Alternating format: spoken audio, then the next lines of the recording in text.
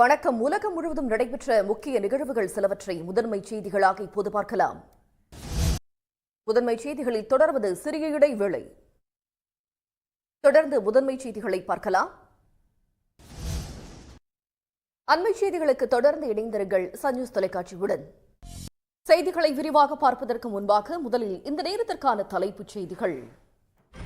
இனி விரிவான செய்திகளை பார்க்கலாம். வங்கக்கடலில் உருவான குறைந்த காற்றழுத்த தாழ்வு பகுதி 3 மணி நேரத்திலேயே ஆழ்ந்த காற்றழுத்த தாழ்வு பகுதியாக வலுவடைந்திருக்கிறது.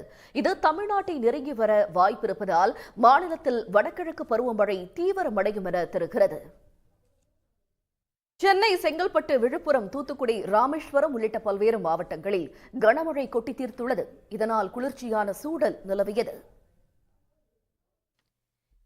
சென்னை பெங்களூரு தேசிய நெடுஞ்சாலையில் மழைநீர் தேங்கியதால் வாகன ஓட்டிகள் அவதியடைந்தனர். இது பற்றிய தகவல்களை தருவதற்காக செய்தியாளர் பரத். செய்திகளில் தொடர்வது சிறிய இடைவேளை. இளம்பெண் ஒருவரோடு நடிகர் அஜ்மல் ஆபாசமாக பேசியதாக இணையத்தில் ஒரு ஆடியோ வெளியாகி பெரும் பரபரப்பை ஏற்படுத்தியிருந்தது. அந்த சம்பவம் தொடர்பாக அஜ்மல் அளித்திருக்கும் விளக்கம் என்ன? நிகழ்வுகளை விறுவிறு செய்திகளாக காண்போம். இடைவேளை.